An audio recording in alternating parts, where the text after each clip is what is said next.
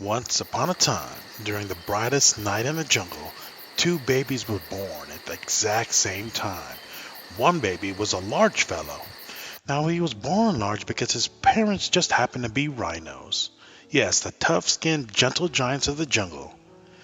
After the birth of the baby rhino, the mother noticed how huge his feet were, and he knew that his name would be Stampy. As soon as he gathered his balance, Stampy started pounding his feet onto the ground. He almost looked like he was dancing, but really he was just trying to figure out how to use his legs. Stampy wiggled and shook, hopped and skipped, and before you knew it, he dashed into his parents' arms. 2 miles south where Stampy was being born, another baby was being born. Well, more like hatched. The baby was ready to see the world. Slowly and surely, he pecked his way through that tough shell he was hiding in, and soon enough he was out and he was hungry. The good news was his parents had food waiting for him. He gobbled and gobbled his first bites, and after the food was all gone, he felt so happy that he fell right to sleep. His parents looked at him and then looked at each other and knew his name should be Napster. A couple of years passed by and both Napster and Stampy were gearing up to see the world on their own. Now Napster's parents taught him how to feed on their known friends. A herd of wild zebras are the ones they fed from, but they were super fast and super wild. One day Napster fed on some fat insects that were feeding off the zebras. Well, he decided to take his rest with his eyes. Then all of a sudden there was a loud gunshot, and the frightened zebras ran with all their might and quickness. Napster woke up and realized he was falling. He tried to fly, but the herd of zebras running in unison prevented him in doing so. He landed in the thick mud. He tried to get up, but one of the zebras stepped on his wing. He yelled in pain.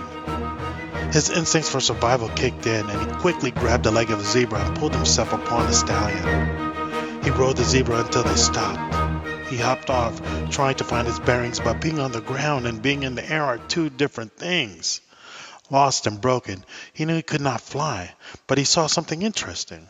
He saw the zebras left a long trail of hoof prints, and he decided to follow them back all the way home. Now at the same time, before the gunshot, Stampy and his family were grazing on the grass of the jungle. Again, the gunshot went bang! Stampy's father screamed for him to run. He ran and ran, stomping on the ground, shaking the earth beneath him. Then he saw a zeal of zebras storming away from the gunshot, so with all his energy he followed the zebras until he could no longer run. He started to get tired, so he stopped. Exhausted, he turned around and nobody was behind him. Again, he was scared, tired, exhausted. He collapsed on the hoof prints left by the zebras and fell asleep on the muddy ground. When Stampy awakens, he notices that a funny-looking red-beaked bird pecking at his skin. It tickles at him at first, but then he notices the bird actually took care of a couple itchy places that were bothering him. You see, Napster started to feed on the insects that were deep inside Stampy's skin, which is the real reason why Stampy woke up. He growled at the bird, thinking he would just fly away, but he did not fly because he had a bad wing. They began talking about what happened, and Napster let him know that if we followed the zebra's hoof prints, that they would be able to find their way back home. But Napster could not fly, or even walk all the way back because the damage in his wing was too painful. Stampy had an idea. He said that he could ride on his back, if he got rid of all the bugs that were making him so itchy. Napster, well, he would have done it for free, because he was getting a meal out of it. So Napster jumped on his back, now with a buddy to ride with, and a huge bodyguard. He knew he would be home in no time. Now, anytime Stampy had to feed on the tall grass, he became infested with bugs. Then he would have to tell Napster that he was itchy, and Napster would definitely be happy to help him out, because he got to eat all the bugs that were eating off of him. They were helping each other every step of the way. When they got back to Napster's home, there was nothing to see. His parents had disappeared, and they were nowhere to be seen. Stampy was very sad about what had happened, and he told them it'd be okay because his mom and dad would know what to do. So they decided to go to Stampy's home. And when they got there, the same situation. His parents were nowhere to be seen. They were lost. They were both lost and both confused, and they looked at each other and cried into each other's arms. They tried to make the best out of a bad situation. They both knew they had each other's backs. Anytime Stampy was itchy, there was Napster pulling the insect off his back. And anytime Napster was in trouble, Stampy was there to bully anybody to get him out of the way.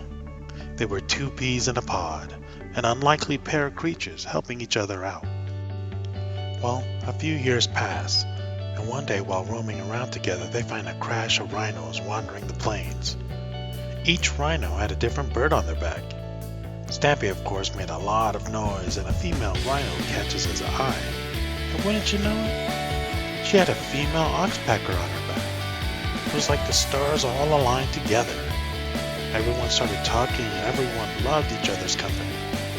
And while the rhinos romped around, shaking the earth, bugs came out, and Napster and his new lady friend had a fun and easy meal.